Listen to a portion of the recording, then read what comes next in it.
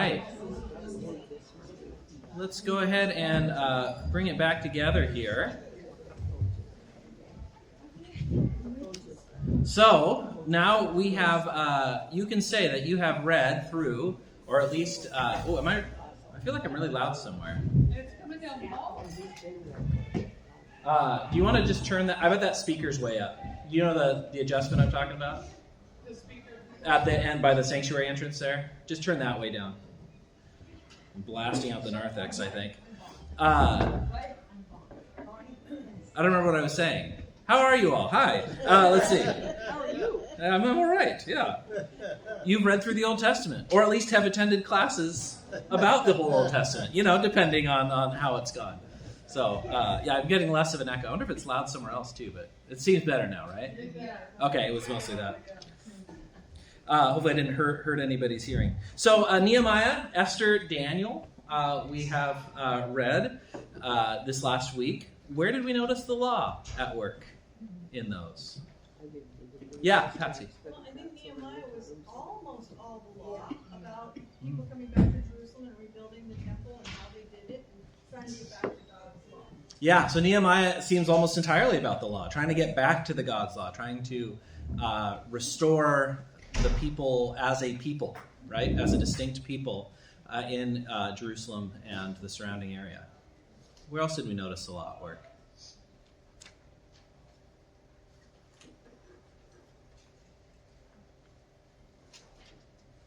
That was it, huh? Just Nehemiah.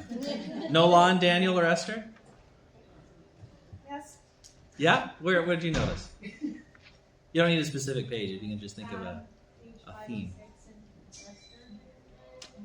What was the page? 506. 506 in Esther. Yeah. So here, let's see. We see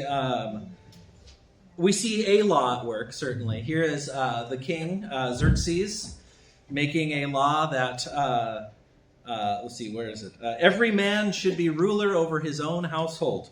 Using right. So every man should be ruler over his own household. Now, whose law is that?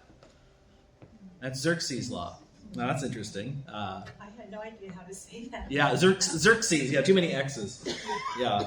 There's actually some difficulties with Esther and Daniel both because I don't know the whole details of it, but the something about the fact that there was the Persian language, there was the Babylonian language, there's Hebrew or Aramaic, depending on where in Daniel you are. A lot of these words the names don't translate real well into the other languages. And so there's actually a lot of debate around who particular people that are mentioned in the text are. Now, I don't know if Xerxes is one of those. I think he's maybe famous enough that we have a pretty good sense of who he is. It's also complicated by the fact that there were multiple kings with the same name, kind of like in modern monarchies where somebody, you have Elizabeth II. There's two Elizabeths, right, who were queen of England and so on. So there's some trickiness, not so much in Esther, I don't think, but in Daniel a bit, but especially in Nehemiah. If you go to look about like what years were Ezra and Nehemiah taking place, there's actually two very different theories about when they are. And it has to do with, which Artaxerxes was it? And is Ahasuerus really just how Artaxerxes comes into Hebrew, or is it referring to somebody else we're not as familiar with? There's a lot of debate around it. So all that to say, yeah, Xerxes is a little bit tricky. But I think we know who Xerxes is. I think he's more easily known. Yeah, I might be wrong about that. Page 514. 514.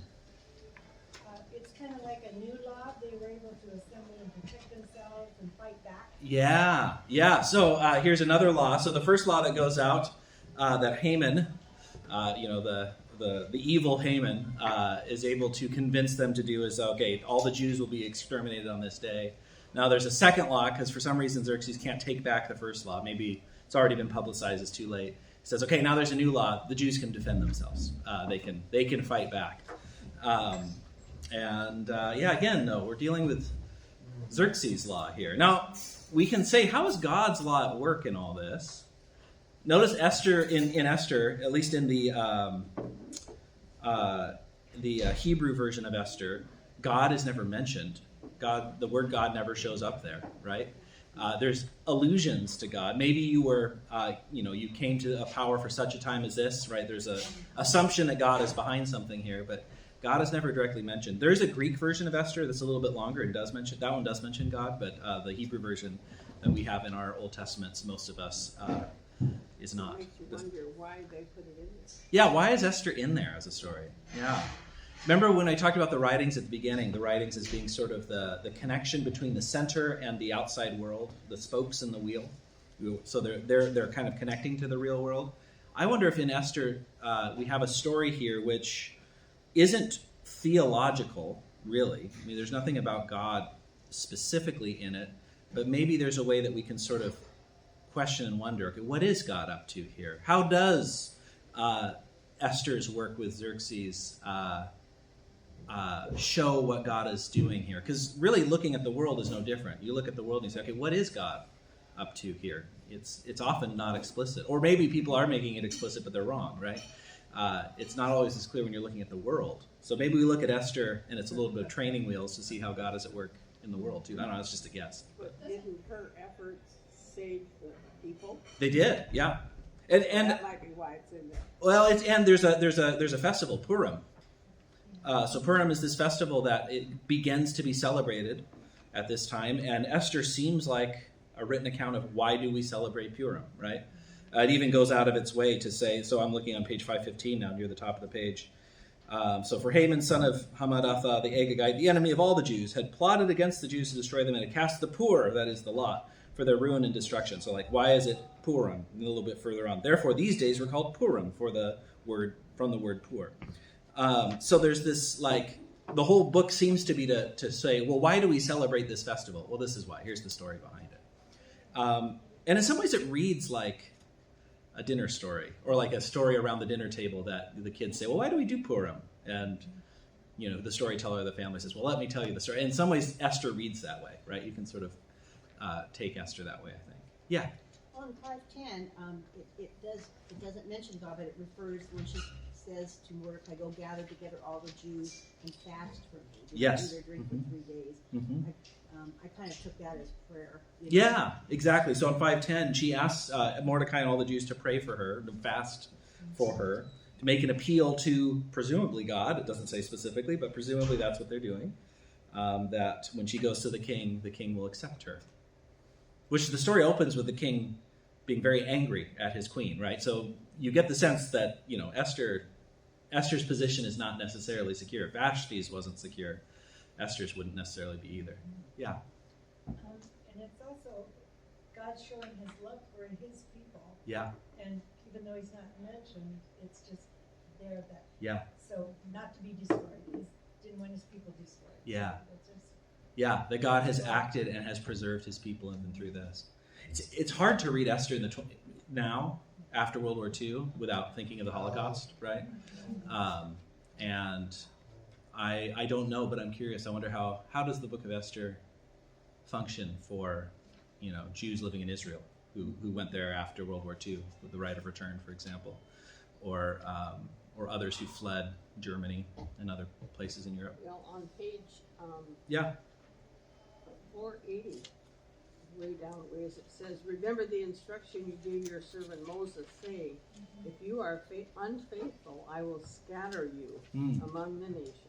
But if you return to me and obey my commandments, then even if your exiled people are at the farthest horizon, I will gather them from there and bring them to the place I have chosen as a dwelling for my name." And then it goes on a little bit. I thought that was an interesting. Yeah. So in Nehemiah now, page 480, there's Nehemiah is recalling this promise threat that you could say, if you disobey, I will scatter you, and if you turn back to me, I will gather you. Right? Even if you're exiled people at the farthest horizon, I will gather them from there and gather them to the place I have chosen as a dwelling for my name. So Nehemiah is appealing to God there to, let us rebuild here, God. You sort of have promised this. There's a sense of hope even in the midst of disaster, right? And I think Esther is averting disaster. But even so, they're in the midst of disaster too. They're under the Persian rule. Now, notice this is people who didn't return. These are the Jews that are being spoken of in Esther are not Jews in Jerusalem. These are Jews in the Persian lands in the east. You read all these things in Nehemiah, you have to think about today. Yeah, you do. Raises a lot It raises a lot of questions about today. Well, in the last 70, 80 years since the formation of the state of Israel. Yeah. How does there is it? I mean, I think I've talked a little bit about this, but even within Israel, there are very sharp divisions about how the modern state of Israel does or does not fit into something like what's happening in Ezra Nehemiah with this restoration of the people to the land. So you have people on one side, there's this group called the Temple Institute, who they've recreated all of the essential worship vessels for the temple. And the intention is, as soon as the temple can be rebuilt, they will be able to, return to the sacrificial system, essentially, and return to that and be able to do that. So they've got the lampstands, they've got the implements that would be used for all of that. So you've got on one side, you've got that. The other end, you have Jews that are almost anti-Zionist, even if they are in support of having a Jewish state, a place where they can be safe. But they are, very much resistant to the idea that this is something like what's happening in Ezra and Nehemiah. Like, there's no interest in rebuilding a temple, for example. It's complicated, and there's a lot to wonder about there. Yeah. Mm-hmm. I haven't forgotten, and you just made mention, do the Jews today look at the whole Old Testament Do the Jews today look at the whole Old Testament? as the Bible? Yes, and more or less depending on who you're talking to. There's different traditions within Judaism. So it includes Esther. But it would include Esther, yes. Mm-hmm. Yeah. And I don't know how Purim may or may not be celebrated anymore, for example. I don't know. Does anybody have any insight into that? I've never looked it up. Yeah, I don't know. I also wonder the significance of Mordecai, and it does give his lineage in here, and I bet if you're a historian, you can sort of figure out how he's connected to people and his significance. And then she hides her lineage, her ethnicity, we could say, maybe, or who she is from. Yeah. So Mordecai his lineage is given to several generations back. I can't remember, but it's important who he is, and he's somebody who has, he has some. He's doing pretty well for himself, really. Actually, I mean, he has a position that matters. He's not like in the king's court or something like that. Although, as the book goes on, he gets recognized. Esther is such an ironic. The irony of Esther is so strong. I remember reading this with high schoolers, and the high schoolers they just loved when Haman gets everything turned around on him. So that scene where he goes in and the king has decided to reward Mordecai, and Haman has just been like talking about how he's going to he's just set up all this stuff to destroy Mordecai. And the king says, well, how should the king honor the one whom the king loves? And Haman's like, well, he's talking about me. And he lays out all these things. The king says, that's a great idea, Haman. Go find Mordecai and do all that for him. And it's just like this sort of, Haman is so obviously evil throughout the story that seeing everything turn around on him was sort of just delightful. It has that sort of, you can see this being told as sort of a story at a celebration, at a Purim. This is the way that we read how this was delivered from our people. It's like making fun of Hitler or something like that. There's something to that there's something, even though the horror or the almost horror of what was there's this sort of rejoicing that we've made it through or something like that.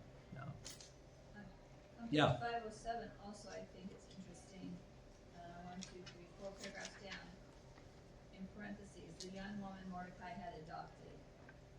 So it tells all their relational stuff, and it's in the Bible to me, so that's significant. Yeah, it's interesting. So Esther isn't even Mordecai's daughter, right? So 507, noticing Mordecai's adopted her, the daughter of his uncle. Yeah, that there's. So this is another way to think, actually. So how is God at work? Well, one of the ways God is at work is, so there's these people who are displaced. They're under now the empire who conquered the empire that conquered them, and Esther still has family members who take care of her when her parents aren't able to, right? She's still able to be adopted. There's something about, God is at work through these family systems too. Yeah. And I read that Mordecai is a descendant of Shimei. Yeah, Shimei, is it? Shimei, he's the one that cursed David. Oh. Rocks that in and all that stuff. I didn't pay much attention to that. So Mordecai being a descendant of the one Shimei who cursed David when he was on his way out running from And that goes back to Absalom, if I David, remember right. think, Yeah, that's interesting. Yeah, and David. there's a lineage that can be traced there. Yeah. It was in a different region. But Okay. Well, because they do give his lineage back a few anyway. And that's on the bottom of 506. 506, yeah. Last paragraph. Jair, son of Shimei, son of Kish. Now, so that would be a different Shimei then, actually, because that Shimei would have been during the time of David, and this seems to be Mordecai's grandfather. So David is like 500 years earlier, maybe. So it would be a different Shimei. But son of Kish, who was carried into exile, and so who Kish is, I don't know. But there, yeah, it'd be interesting. It's all given there. Also, Esther's name is Hadassah. You notice that? Esther. So noticing that these figures have two names. So Esther, so Hadassah is her Hebrew name. Esther is her Persian name, I guess. In Daniel, we have, I always forget, Mishael, Hanael, and something else. But Shadrach, Meshach, and Abednego, those are their Babylonian names. Daniel's Babylonian name is Belteshazzar, right? So they're given foreign names, often names that may be referred to gods of the Babylonians, actually. And so they have their Hebrew names and their, conquered, or their foreign names, you could say. So famously, when we get into, well, actually not even just, when we get into the New Testament, there's a lot of people with two names. You're going to notice this.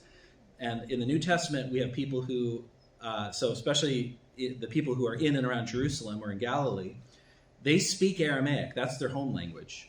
Greek is the language that everyone speaks everywhere. So often they'll have Greek names and they will have Aramaic names. So Peter's name is Simon, right? So Simon is a Hebrew name, Aramaic name. Peter is a Greek name, right? And Peter actually, so Peter, Petros is rock. That's the nickname Jesus gives him in Greek. Cephas, or in Aramaic it would actually be Cephas. That's rock in Aramaic. So when Jesus gives Peter his name, he actually probably says Cephas. He doesn't say Petros. He says Cephas. But then when Peter goes and is dealing with people speaking Greek, he says, well, he called me Petros because that's he called me rock, and he's translating it into Greek. So we're going to get a lot of those. Paul and Saul. Saul is a Hebrew name or an Aramaic name. Paul is a Roman, Latin name, right? Wow. So Paul is a dual citizen. He has Roman citizenship. He uses Paul when he's out and about. He uses Saul when he's in with his own people somewhat, right? There's something of what's happening there. There's a lot of others. You'll notice them as you go through. But people have multiple names. And when you live in a bilingual context, you have multiple names. That's a common thing that happens. You have a home name and you have the language name, the common language name. Yeah. I see that at the elementary right now. Yes, yeah, good. All the time. You see it at the elementary right now all the time. Yep. Yeah. Mm-hmm. Children that have, like Valerie. Yeah. We call Valerie at school, but at home, or when mom talks about her, it's Valerie, yeah. Yeah, right. So there's and sometimes those names are pretty close to each other, and sometimes they're completely different. They're hard to tell where they come from. Especially so around here, the Mexican indigenous immigrants, like that language is not related to English at all. And so if they have a language that's Mixtec or something like that, it's very different to put into English. Or even the local indigenous tribes, you'll have some of the same things that happen there, right? Where they have a name, and sometimes if you've ever been with anybody who's a Swinomish or a Upper Skagit, they'll introduce themselves with their own language name, and they'll say, but you can call me, K or whatever, something that's much easier for an English speaker to do. And so, there's that sort of thing is happening in here and in the New Testament throughout. If you notice, this is one of the places where, I think new immigrants have easier eyes to see these sorts of things. I mean, you can think of your own ancestors, right? Your own grandparents, great-grandparents. How did their names change when they came to this country? Right? We give ourselves nicknames. And we give ourselves nicknames? Yep. Yeah, and then there's all that, too, which there's a lot of that in the Bible as well. Yep. Mm-hmm. Yeah, good. Where do we notice the gospel in these texts?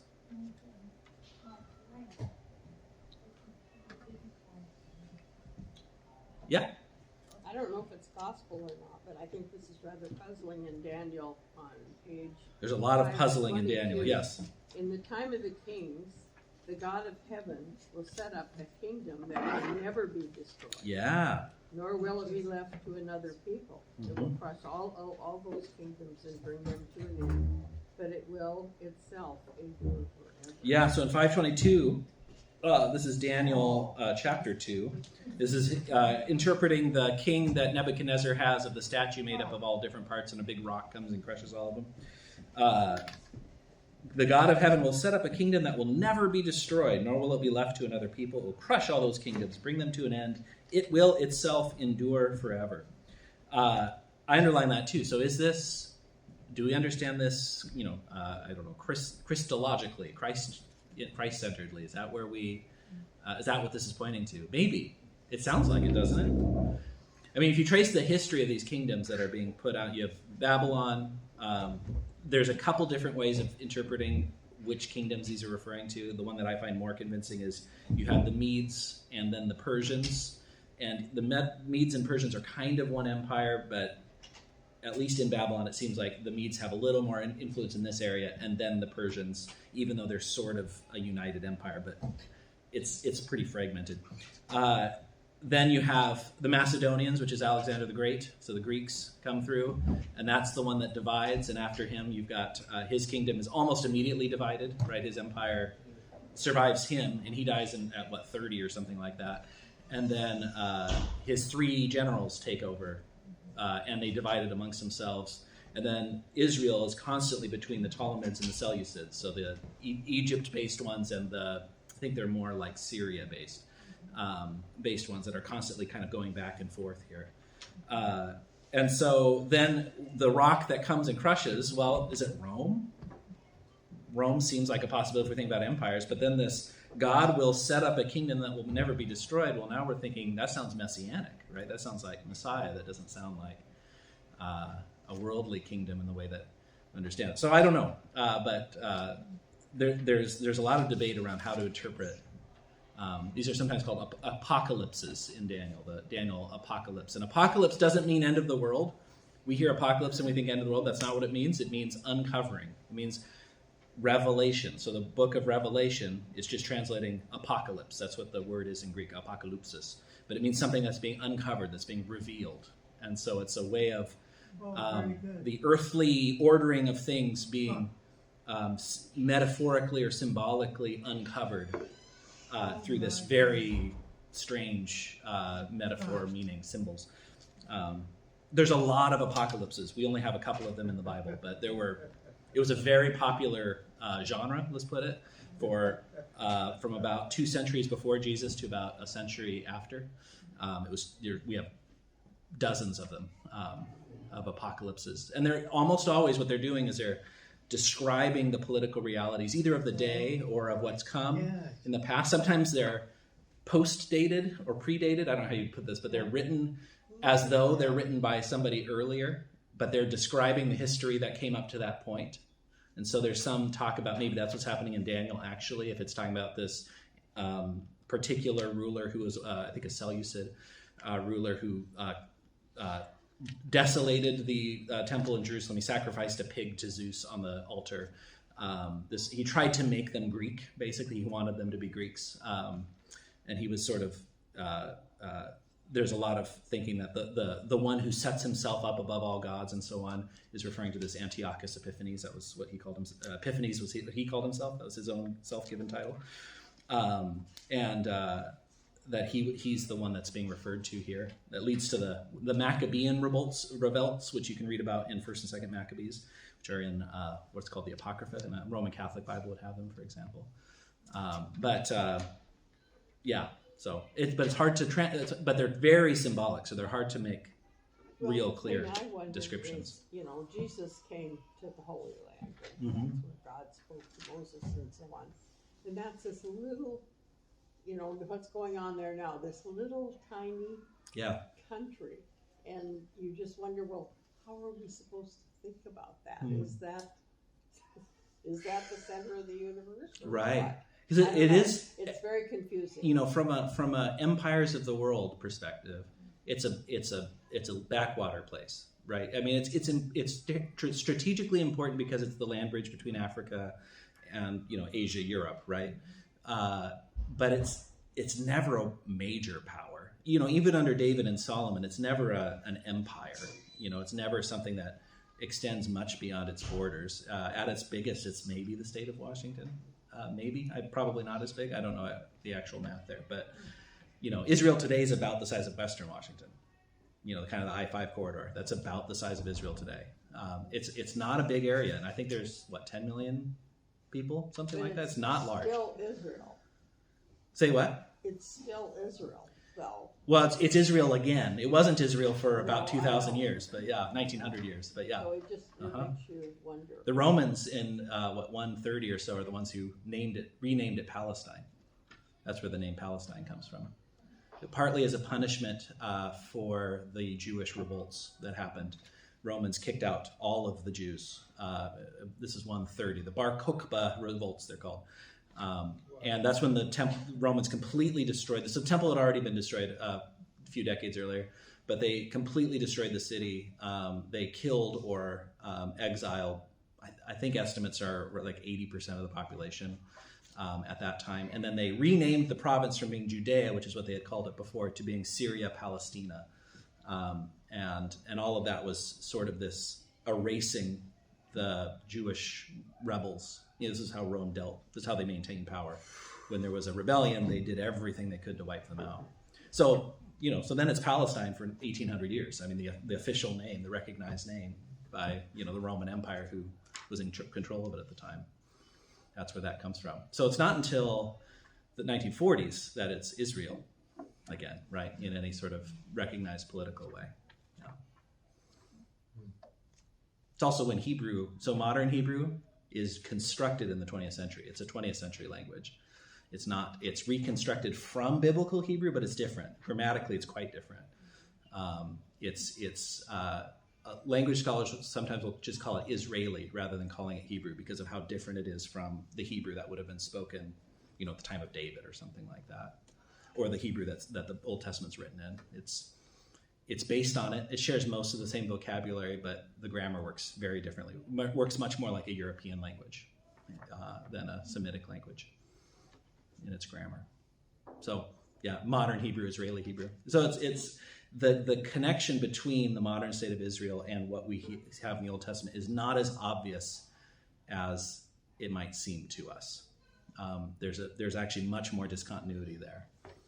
So that's something important to keep in mind, I think, in these debates. What surprised us, and I want to make this bigger than just these three books if possible. What surprised us about Esther, Nehemiah, Daniel? Well, let's stick with that. What surprised us in these three? Then I want to ask the next question. What surprised us about the whole Old Testament? But what surprised us in this week's readings? Lots of things. Lots of things surprised us, yeah. Well, Esther specifically is that there's not many books in the Bible about a woman. Yeah, the fact that Esther's about a woman. That's not, Yeah. so Esther and Ruth, Yeah. really. Mm-hmm. As far as books about a woman, yeah.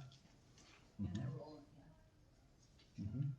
in the history of the Bible. Yeah, that these are included. What else? I was surprised that going back to page 522 that you were talking about how the chosen Israelites will not be destroyed, and then the king honors God in them by building a gold statue and telling them to worship it. Right? Yeah, that's surprising. Yeah, the surprise of going from, the king seems to really like Daniel and Daniel's God, and then immediately it's like, all right, golden statue, everybody worship, right? Yeah. Mm-hmm. Yeah, I think Daniel is better read as a collection of stories than as a single story. And you can tell it just jumps sometimes. And, like these different visions of Daniel that are reported in the second half of the book don't fit chronologically in here, right? He's back in Babylon. I think it's still Babylon at that point. And, or no, let me see. Oh, no, it's first year of Darius, right? So it's before, after the like the Lion's Den story and that's so it's like it's not told in order, and it's not meant to be understood that way. In Greek, in the Septuagint translation, Daniel has a few other stories. So there's they're sometimes called the Greek additions to Daniel. They're only written in Greek. They're not in, or at least if they're ever written in Hebrew, we don't have them. We only have Greek versions of them. But one of them is called the Song of the Three, which is this poem that Shadrach, Meshach, and Abednego sing after their fire experience. And there's one of Bel and the Dragon, which is these Babylonian gods that are placed in front of the ark and they keep falling over and bowing, and they're fun stories. Susanna and the Elders, which is about corrupt Jewish elders, actually. So there's another story about a woman, actually, Susanna, who's taken advantage of by them. So, Daniel is already sort of a compilation in some ways, and in Greek it's even more of one. Yeah, Cheryl, you had your hand up. Yeah, a surprise. I got really confused at that time and I had to dig further. But anyway, on page 527. 527. They're talking about King Nebuchadnezzar. Yeah. All of a sudden at the bottom, it's King Belshazzar gave a great banquet. Yes. No intro. No. nothing. Yeah, exactly. This is part of what I mean. It's like a bunch of stories just sort of put together. So Nebuchadnezzar has this out in the wilderness experience where he lives like a wild animal, and then finally says, "Oh, the God of heaven is the real God," and comes back to himself. And then it's his son is Belshazzar, and it doesn't say that. But later on 528 in the middle, it says, "Your father, King Nebuchadnezzar." So like you don't even know who Belshazzar is until later. Yeah. Mm-hmm. I just thought, where did he come from? Mm-hmm.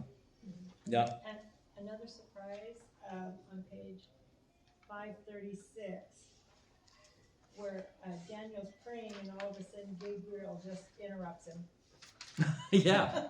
Yeah. Goes on to other- yeah. What to make? So there's this and I don't know really what to make of this. Gabriel showing up and talking to Daniel. So notice Gabriel, of course, famously the one who comes and talks to Mary, right? About Jesus being born. But Gabriel comes and says, and the prince of Persia resisted me. I was like, who's the prince of Persia? What is this? But Michael came up later in that day. Michael, the champion of your people, will arise. It's like, okay, what's going on? Michael comes up again in Revelation. Luther actually, his reading of Michael, both in Revelation and Daniel, is that Michael is a symbol for Jesus, for Christ, and he makes an argument for that. I've never heard anybody else make that argument. That's how Luther tried to interpret it.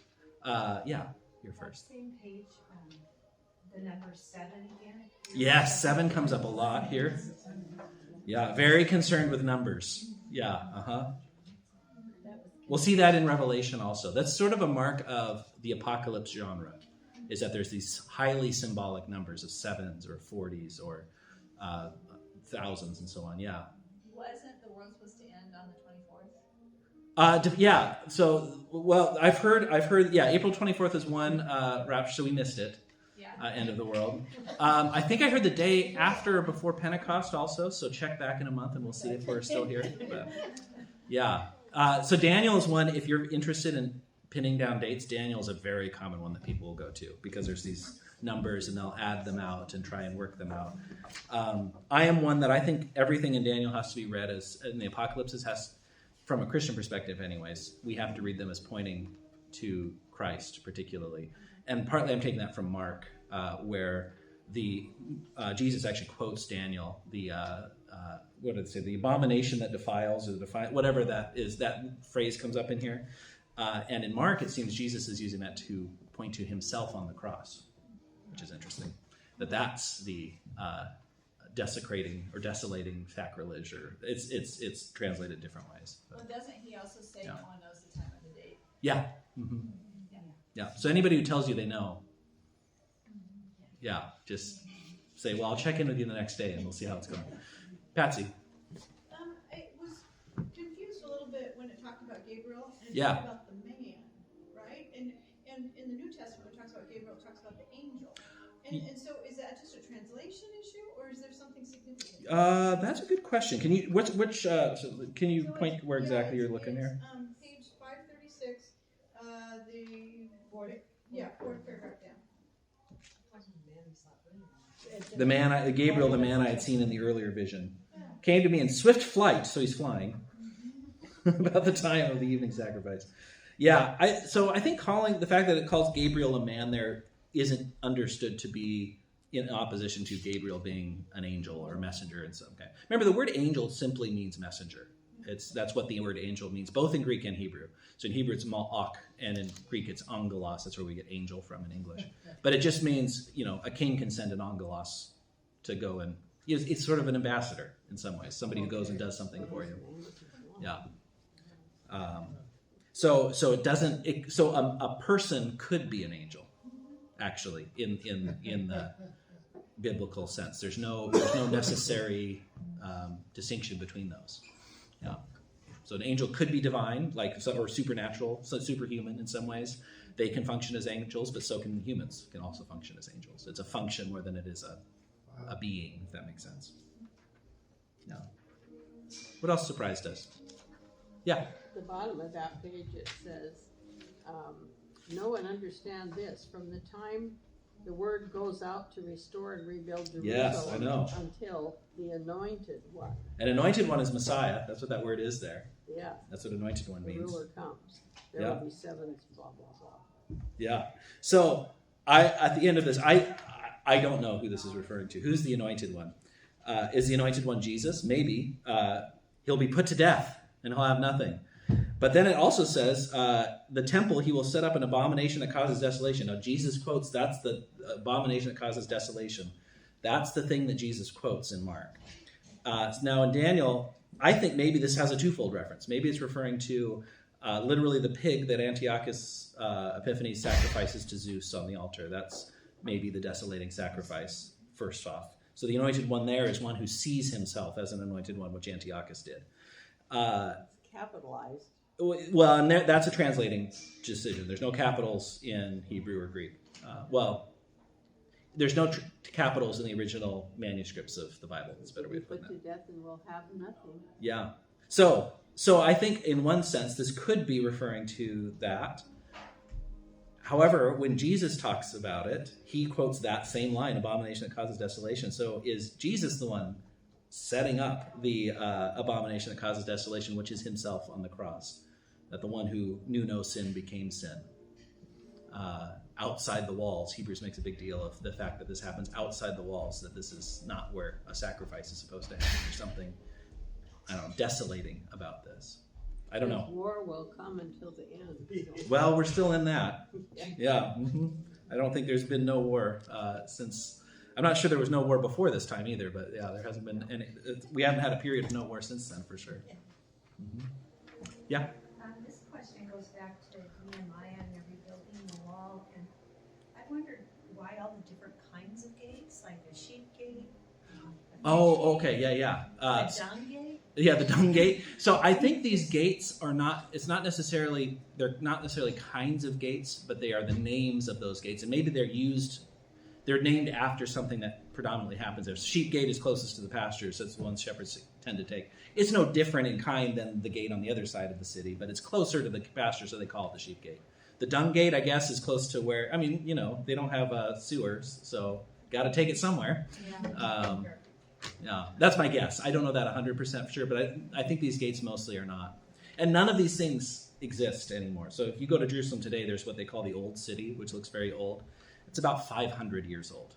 So it's 2,000 years younger than the walls that they're talking about here. These walls are long gone. There are archaeological digs that have found portions of them, but still, even the exact lines of the walls are a bit unclear because it's hard to dig under a city where people are living, right? So it still happens, but And I heard where the fish gate might be where the market is. yeah, Fishgate might be near the market where fish are sold. Exactly. Yeah. So they take their name from what's near them. Yeah, I think that's right. It's not so much a fish gate in the sense of it's how the salmon got through, jumping up the dam or something like that. Yeah. What about so now we finished the Old Testament. What surprises have we had about the Old Testament as a whole? Yeah. Behind actually, but just from what I've read, and then maybe it's the way that these are organized to make it more obvious, but there seems to be a big distinction between perspectives of what's being written when and who's writing. Yeah, so there's a we call it a diversity of perspectives here, and that's true. I mean, it's centuries apart between these different ones, and sometimes tensions between them, right? And how do they understand? Not just over the time, but even just they're like kind of two perspectives. I feel like from God, from people. Oh, okay, yeah, good. You've got a lot of this book is, or all this book is pretty much people's thoughts Yeah. on paper, their songs, what they've Yeah. come up with to worship God. But Yeah. the other two are kind of more, this is what God said, God's emotions, Yeah, God's good. feelings towards us. Yeah, it's the difference between human perspectives and a divine perspective, something I could say like that. Yeah, and you see that I think comparing the books of Moses, first 5 books, where God is speaking very literally audibly on the mountain quite a bit, to something like Esther, where there is no speaking of God that anybody hears, at least in that sort of way. And the Old Testament, covers that whole range. And there's a lot of sort of in-betweens here. Even something like Daniel, where Daniel's having, I don't know, maybe you could call Daniel getting a God's eye view of things, but I don't know that Daniel understands what it means. It's like, I get this view, but like, what is this? This is kingdoms, but like the points of it are difficult to understand. And I even get the sense that Daniel's scared by the visions. He doesn't even fully understand what he's seeing or what this means. Yeah. When we get to Revelation, it'll be interesting to compare Revelation to what Daniel looks like, because they're very similar. Yeah. And Daniel was very young, too, when he went there, like as a teen. Yeah. Oh, yeah. He's young. Mm-hmm. He's a teen. Yeah, maybe like So to have middle that school knowledge- age, actually. Yeah. Mm-hmm. Yeah. No, he's raised. They pick the bright ones, and they say, we're going to put you in service of the king, because so they can form them from their youth. They don't really want people that, unless they're really good, they don't want people that have been formed by this other stuff. They want people who are going to be good Babylonian servants. And you can debate that, just how much that applies to Daniel and his 3 friends, but still, I mean, the king finds them all useful, right? The kings. What else surprised us about the Old Testament? Yeah. Well, Daniel asks, he says, "My Lord, what will the outcome of all this be?" And then down at the very last sentence it says, "As for you, go your way till the end. You will rest, and then at the end of the days, you will rise to receive your Nice. allotted inheritance." Yeah, That's so our promise to you. Good. The very last word of Daniel here. As for you, go your way till the end, you will rest. Then at the end of the days, you will rise to receive your allotted inheritance. Yeah, so that promise is not different today, right? Mm-hmm. Yeah. I was surprised through the whole Old Testament at the harshness of God as compared or contrasted with the grace that He gave in Jesus Christ. Yeah. It's so different. Well, and let's pay attention too as we read the New Testament and see what sort of harshness there is still in the New Testament. Sometimes I think we really paper over the harshness of Jesus himself. Jesus himself is quite mean to some people. Jesus is not simply all are welcome all the time. Jesus is angry. He curses people literally. Well, maybe it's not literally, but woe to you. He's pronouncing judgments and curses on cities. Woe to you, Bethsaida. You think you'll ascend to heaven? No, you'll be dragged down to hell. Jesus says things like this. So one of the things I want us to notice is the continuity of the Old and the New Testament. I will say the Old Testament is far more violent than the New Testament, partly because I think some of it might be cultural. Well, I don't know that it was that much less violent in the Roman period. But partly because it's dealing with kingdoms and nations and big histories, whereas the New Testament is dealing with people under oppression. So the New Testament is dealing much more individually with people. It's written over a much smaller period, just a few decades. The Old Testament is written over centuries. So they have very different perspectives, I think, is part of it too. So noticing the contrast, but also I'd say notice the continuity there. How is, so Jesus very self-consciously identifies himself as the son of this Father that we've been reading about, right? And even, especially when we get to John's Gospel, will speak very strongly, saying things like, I do nothing except what the Father does. I and the Father are one. That anyone who has seen me has seen the Father. And anytime he says the Father, he doesn't mean sort of God in general. He means the God of Abraham, Isaac, and Jacob, the God of Israel, the God that we have been reading about. And so, just hold on to those as we enter the New Testament. Yeah. As we hear about Jesus more. Any other surprises on the Old Testament as a whole?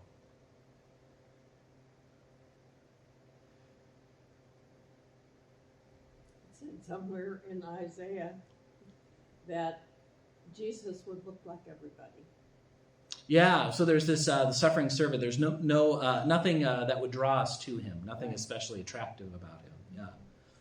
That's the only place that I know of that ever says anything about what he looks like. Yeah, sure. Yeah. Can you repeat that? So in Isaiah, the saying that Jesus won't look especially, Messiah, the suffering servant, is who that's speaking about specifically there, or how it's phrased in Isaiah, will not look like an especially attractive person or anything. You're saying that's the only comment on the appearance, physical appearance of Jesus. Yeah, I think it's a comment more than just the physical appearance of Jesus, though. I think that there's something about what Jesus actually does, especially, if he interprets his own on the cross as a desolating sacrilege, which Paul makes a big deal of, actually, too, and Hebrews does as well, that there's something wrong, there's something deeply offensive about what Jesus does, both in his way up to the cross, but then on the cross itself, that God would take on sin and die, crucified by the Roman Empire, at the cry of his people, of their leaders, and crucify him outside the walls, and that we would somehow say this is what atones for sin. There's just this deep offensive logic to Christianity that there's nothing here that would attract somebody. This is not what you would invent. If you're going to come up with a religious way of getting rid of sin, this is not what you would come up with. And yet, here we are, 2,000 years later. Yeah, somebody else had their hand up. Was it you, Carmen? I think. Or Vic? Yeah, go ahead, Vic.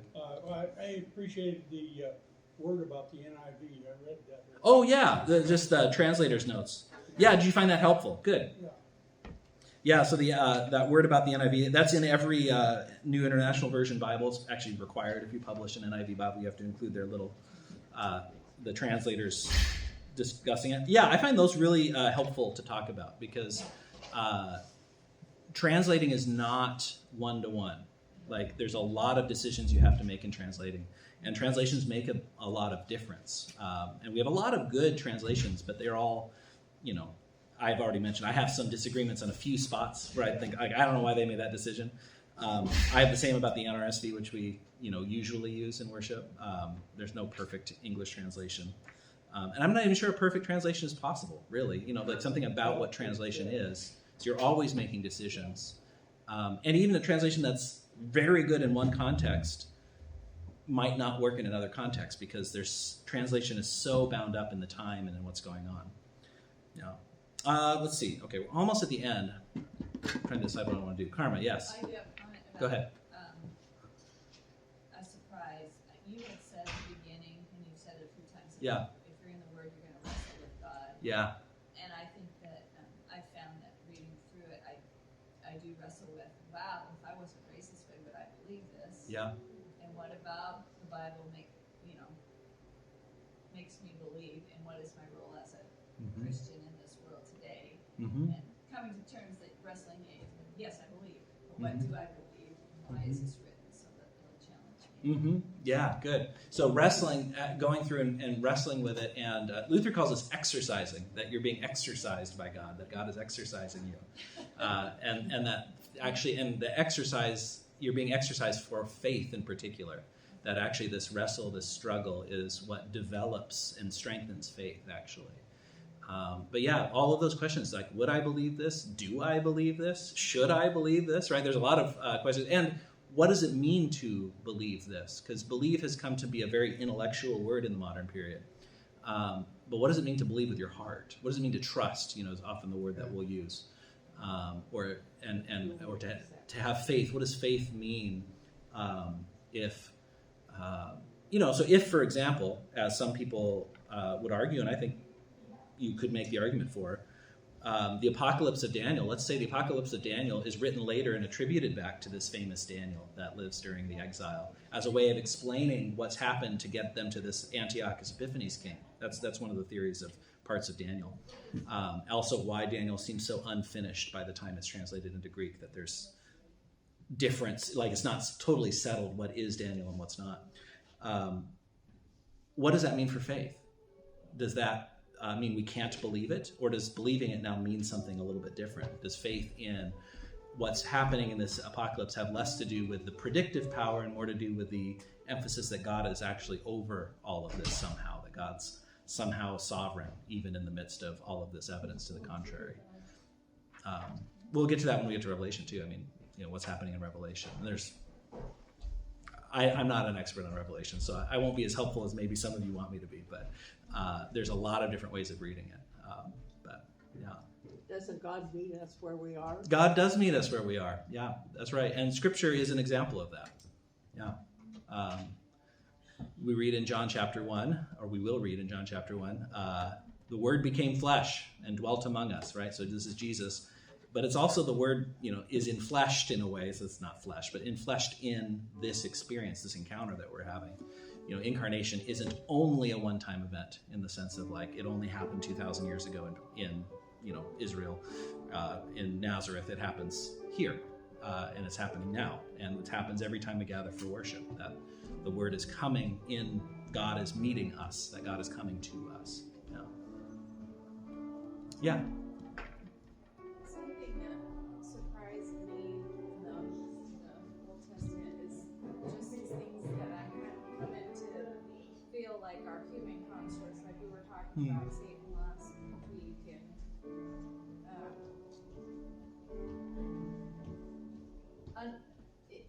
early on in the Old Testament, you don't have this division of God into these. You see him as he's got multiple sides to him.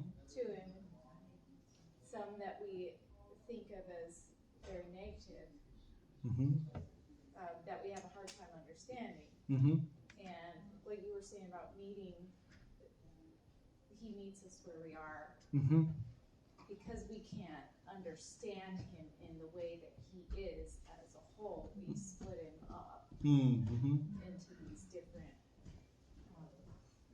beings that he's given us. Jesus, the good, because we need that. I don't know what I'm trying to say. Yeah. So what I'm hearing in that is something about God meeting us where we are. That there is this sort of there's a bit of a progression you can see in the Old Testament about it, the understanding of who God is and what God is up to.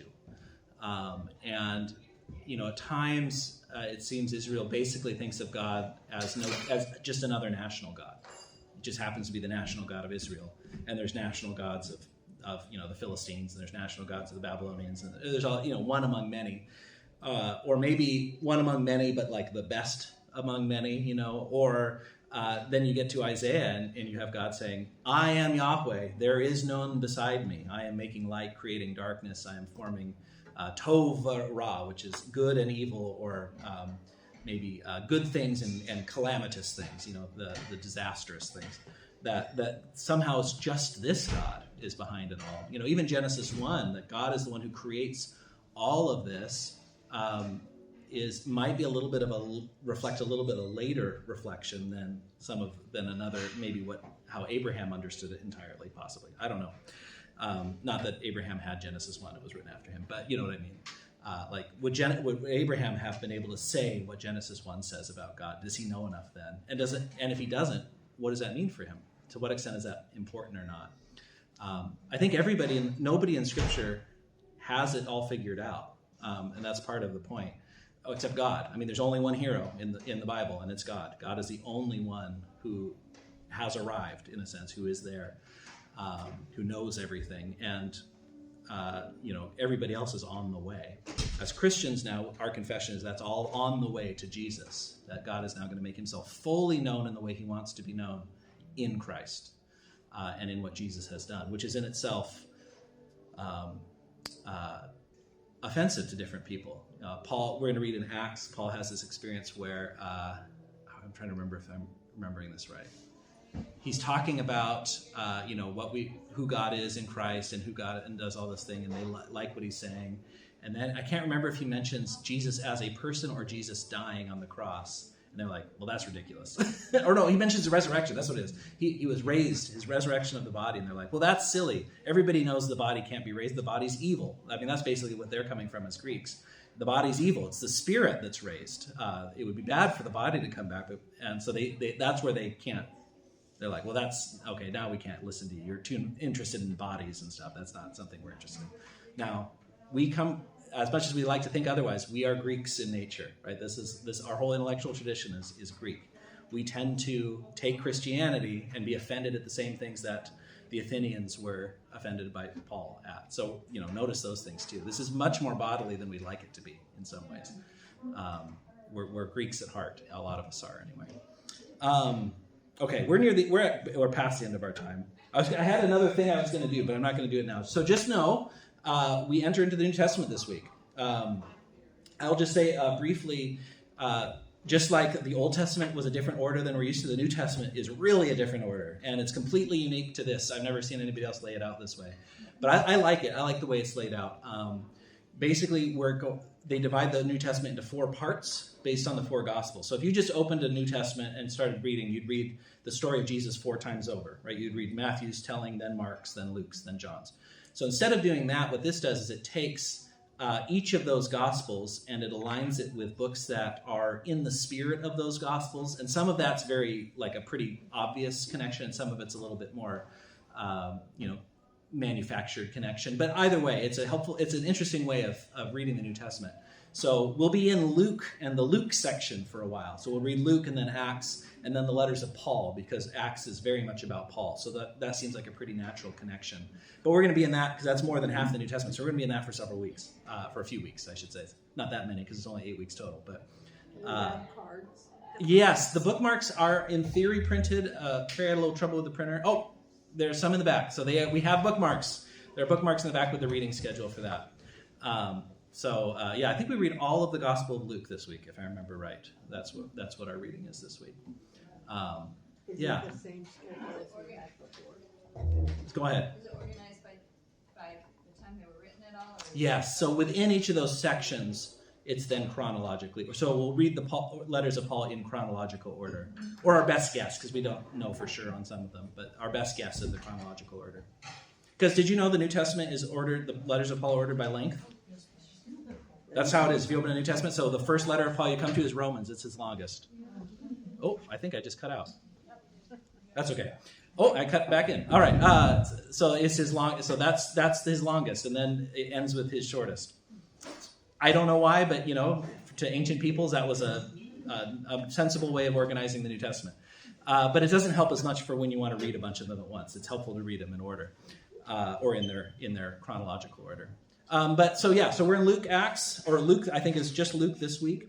So we're going to read the whole gospel story. But think about, Luke is actually pretty conscious about connecting Jesus to the Old Testament expectation of Messiah. So notice some of these, especially in the beginning of Luke. That's what I'm going to be preaching on this morning.